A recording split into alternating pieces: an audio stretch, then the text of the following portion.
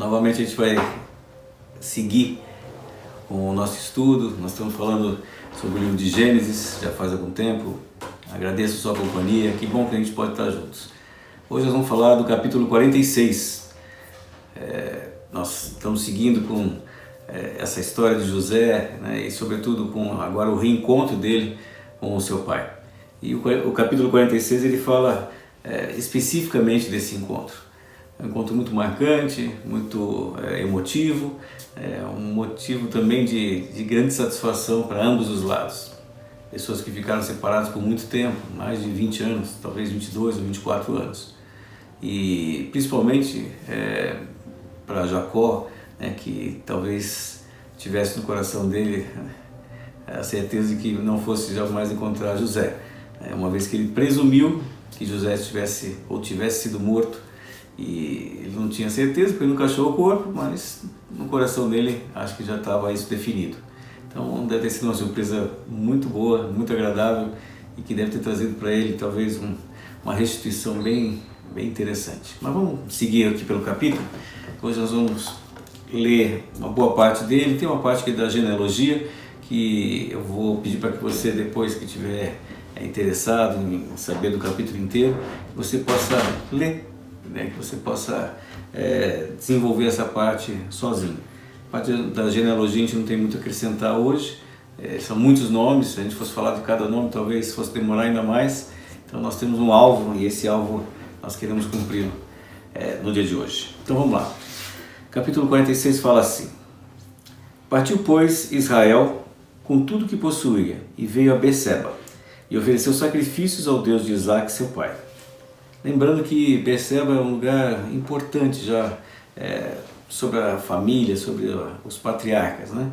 Foi lá que Deus também apareceu para Abraão, teve também esse contato com Isaque e agora Jacó volta lá para poder prestar, né, esse sacrifício, né? E entendendo que esse sacrifício, esse lugar, é um lugar especial, vamos chamar assim, onde Deus realmente falava e dava definições naquilo que eles estavam buscando. O texto continua e fala assim: Falou Deus a Israel em visões de noite e disse: Jacó, Jacó. Ele respondeu: Eis-me aqui. Então disse: Eu sou Deus, o Deus de teu pai. Não temos de descer para o Egito, porque lá eu farei de ti uma grande nação. Eu descerei contigo para o Egito e te farei tornar a subir. Certamente, e a mão de José fechará os teus olhos. Eu quero dar mais uma parada aqui e falar de duas coisas que são importantes aqui. Tudo é importante, na verdade, imagina Deus se revelando para você, né? Mas duas coisas que eu queria destacar. Quando Deus chama Jacó e ele coloca o eis-me aqui, qual que é a importância desse eis-me aqui? Eu acho que tem duas coisas que a gente pode destacar aqui e que falam, por exemplo, da disposição de Jacó, né, de atender ao chamado de Deus, mas principalmente na relevância da consciência de Deus, vamos colocar assim. Ele não é uma voz que ele acha que ouviu ou deixou de ouvir, mas ele tem consciência desse Deus com quem ele tem um relacionamento. Deus falou com ele várias vezes, mostrou muitas coisas para ele, foi com ele ao longo de sua vida inteira, né? E não foi uma vida curta, né? Jacó já tinha 130 anos nessa época, estima-se, e foi talvez, né, cada vitória de Jacó foi algo alcançado e foi conquistado, vamos colocar assim, sempre com a ajuda de Deus. E eu creio que Jacó de alguma forma reconhecia isso, né? E quando ele faz esse tempo aqui de sacrifícios, né, para Deus, ele está mostrando a importância que esse Deus tinha na vida dele, numa decisão importante que ele estava tomando, num ato, uma disposição de sair também daquele lugar, porque claro que ele queria saber do seu filho José, mas ao mesmo tempo ele foi submeter isso a Deus para entender se realmente era tempo de sair, se era para ele fazer essa viagem. E Deus traz para ele toda essa convicção, né? Pode ir, vá, eu vou fazer de você uma grande nação naquele lugar. E ainda mais, né, que é a segunda coisa que eu queria destacar aqui nessa passagem. A mão de José fechará os teus olhos. Como eu estava falando no começo, eu imagino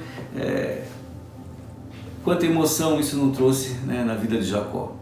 Pensar que ele estava, segundo também uma estimativa, de 22 a 24 anos separado de José, e separado no coração dele, talvez de uma maneira definitiva, né, pensando na questão da morte de José, e de repente, né, aquele pesadelo se desfaz, né? Acordei, né? Talvez fosse essa sensação, estava vivendo num sonho ruim, né? Um pesadelo muito ruim, e de repente acordou. Talvez seja a sensação mais próxima que a gente pode tentar viver ou pensar naquilo que passou no coração dele. Mas Jacó aqui vai para o Egito, né, com as duas coisas importantes para ele naquele momento: rever José e também atender aquilo que Deus estava fazendo na vida dele. Deus promete para ele: vou fazer de você uma grande nação. Pode ir, vai, leva tudo que é seu, todos que são seus também, todos que eu te dei para cuidar. E Jacó então se levantou de Berseba, e os filhos de Israel levaram Jacó, seu pai, seus filhinhos e suas mulheres nos carros que Faraó enviara para o levar. Tomaram seu gado e os bens que haviam adquirido na terra de Canaã e vieram para o Egito, Jacó e toda a sua descendência.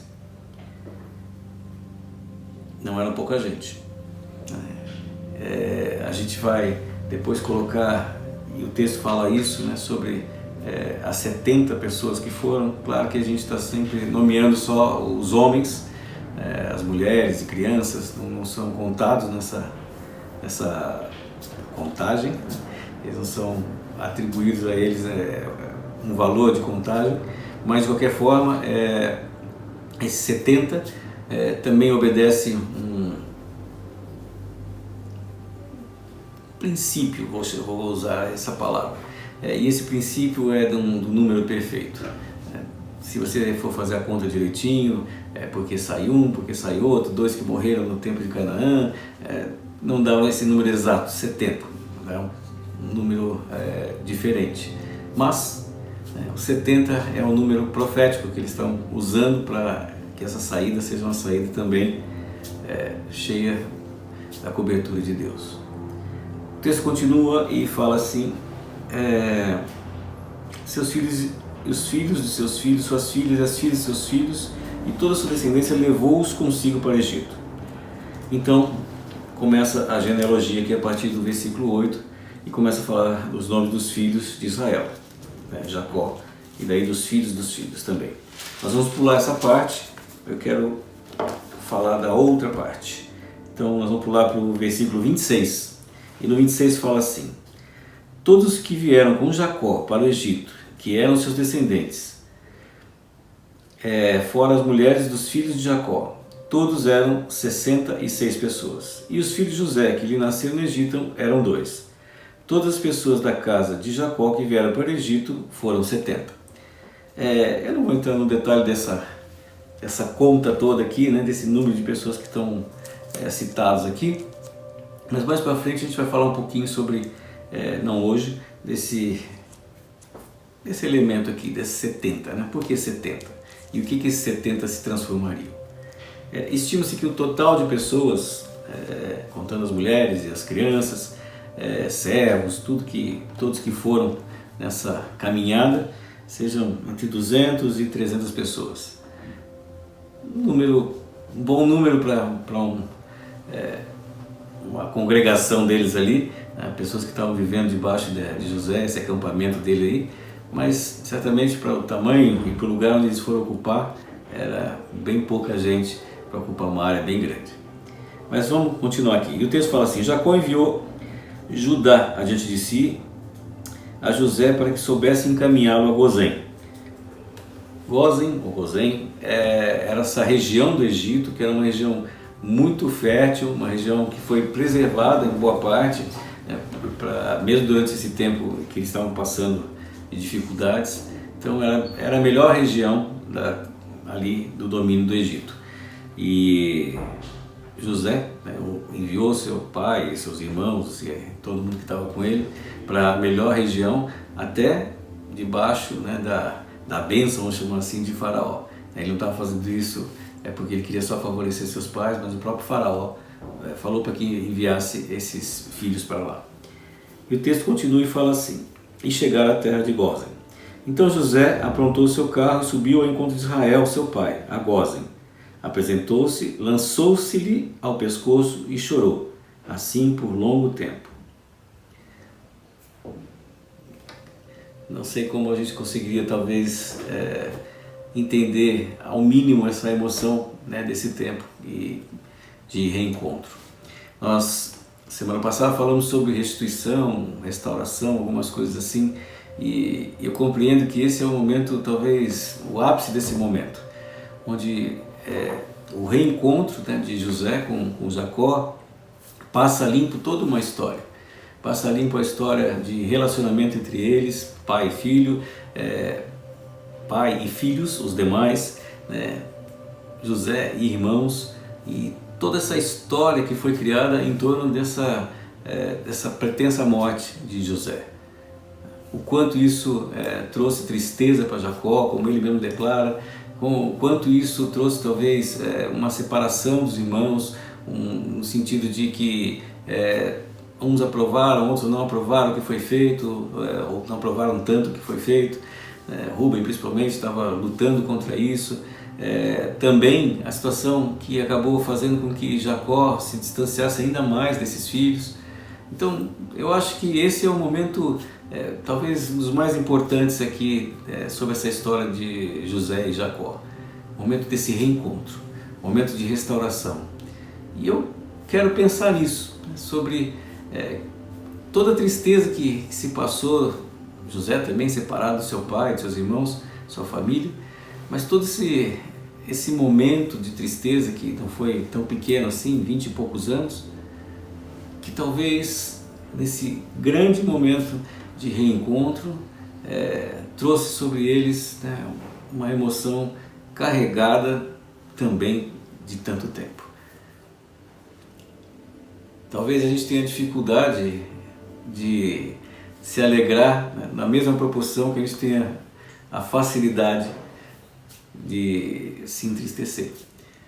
Parece que as coisas que são ruins ou tristes parece que afetam mais a gente do que as coisas que são alegres. Muitas vezes a gente perde mais tempo ficando chateado por causa de alguma coisa do que o tempo que a gente celebra as vitórias e as alegrias que a gente tem. E essa é uma grande lição para a gente. Eu acho que a gente precisa começar a pensar sobre o que Deus quer fazer com as nossas vidas.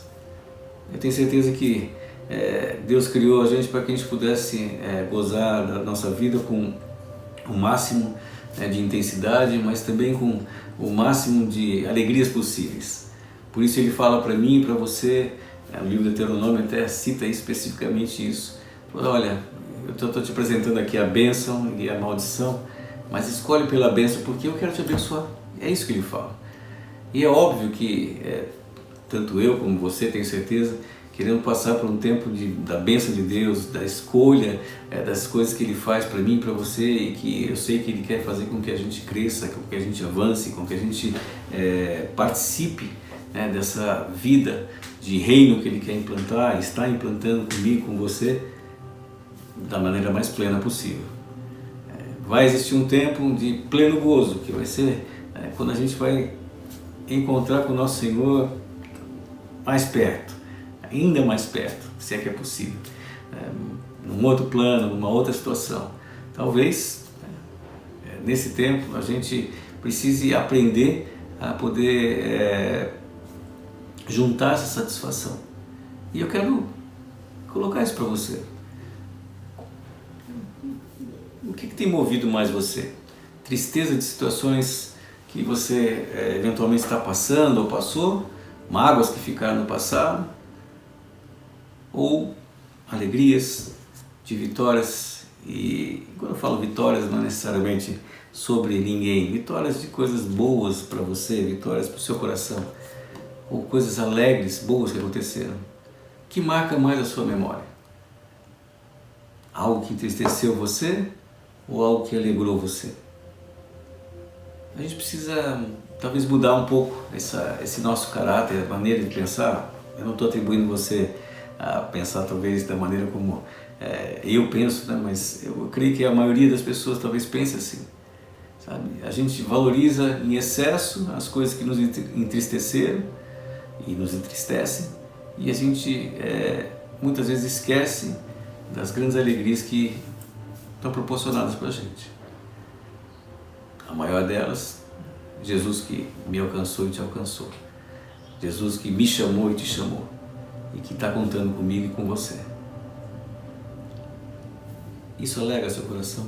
Saber que Jesus tem um plano e dentro desse plano Ele veio te resgatar, assim como a mim também. Quanto isso alegra você? Queria que você pensasse nisso. Vou deixar isso para você pensar durante essa semana e junto com isso as outras coisas que estão ligadas a essa satisfação, a essa alegria. Vamos continuar o texto. O texto fala assim: apresentou-se-lhe, já li isso, e lançou-se-lhe ao pescoço e chorou assim, José em relação a Jacó, longo tempo. Disse Israel a José: já posso morrer, pois já vi o teu rosto. Algo inacreditável para ele. E penso, né, que esse resgate foi talvez, né, para Jacó principalmente, né, uma maneira de ele talvez pensar sobre todas as coisas que ele talvez não tenha aproveitado ao longo desses 20 e poucos anos. Pensando sempre, né, na desgraça que tinha se abatido sobre ele, na morte do seu filho querido. 31. E José disse a seus irmãos e à casa de seu pai: subirei e farei saber a Faraó e lhe direi: meus irmãos e a casa de meu pai que estavam na terra de Canaã vieram para mim. Os homens são pastores, são homens de gado, e trouxeram consigo o seu rebanho e o seu gado, e tudo o que tem. Quando, pois, Faraó vos chamar e disser: qual é o vosso trabalho? Respondereis: teus servos foram homens de gado, desde a mocidade até agora, tanto nós como nossos pais, para que habiteis na terra de Gósen, porque todo pastor de rebanho é abominação para os egípcios. Então a gente vê mais um desafio aqui. Claro que José tinha um bom trânsito com o Faraó, e o Faraó mesmo que o convidou para que viessem, né, trouxesse sua família, mas ao mesmo tempo existia essa vou chamar de rixa, né, esse problema entre a maneira como os egípcios viam as pessoas que para eles tinham mais valor. Então, os mais ricos certamente do Egito eram agricultores, e aqueles que têm rebanho, sobretudo de ovelhas, que também era o caso desses irmãos de José, e por isso que ele faz questão de falar homens de gado, né, e não ovelhas. Você sabe que uma ovelha, ela come o que tiver pela frente, né? E esse é um problema de convivência entre aqueles que plantam e aqueles que pastoreiam ovelhas.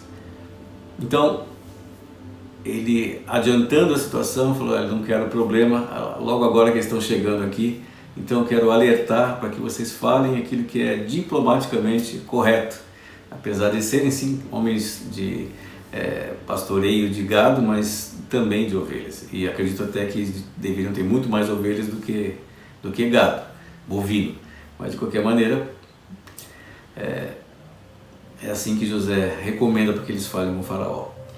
Aí talvez você pergunte para mim, né, ou pense assim comigo, fala: puxa vida, mas o Faraó está ajudando, está permitindo que eles fiquem na terra mais fértil que o Egito tinha, e dentro desse relacionamento, a primeira coisa que acontece, assim que eles vão se conhecer ainda, né, antes de se conhecerem, José já recomenda que ele fale uma meia-verdade. Você sabe que toda meia-verdade é meia mentira também. Vai começar um relacionamento assim, com uma mentira já? Eu não sei como você quer pensar sobre isso. Eu penso que às vezes a gente precisa preparar situações, e não estou defendendo a mentira, mas estou defendendo o relacionamento. Por que eu estou falando isso? José estava dando uma oportunidade para que, de alguma forma, Faraó conhecesse melhor a seu pai e seus irmãos. Eles iam ter uma convivência de longo tempo. Jacó nem sabia, né? Ele já declara ali, olha, já posso morrer porque eu vi o teu rosto. Só que Jacó ainda ficou mais 15 ou 17 anos vivo, né? Morando no Egito. Então, esse relacionamento, ainda que não fosse com Jacó, pelo menos seria com os irmãos de José, seria um relacionamento de longo tempo. E às vezes o que falta para que os relacionamentos possam proceder da boa forma, e quando eu falo boa forma é que a gente possa se entender com o outro lado, que a gente possa se dar bem com a outra pessoa ou com as outras pessoas, é a preparação para que isso aconteça. Eu estou usando essa situação específica aqui para pensar com você quantas vezes você olhou para alguém e alguém falou alguma coisa dessa pessoa que você não conhecia ainda e falou, aquele fulano é assim, ou aquela mulher é daquele jeito, né? E aquilo trouxe para você já um princípio de não disposição, vamos chamar assim, de estar com aquela pessoa.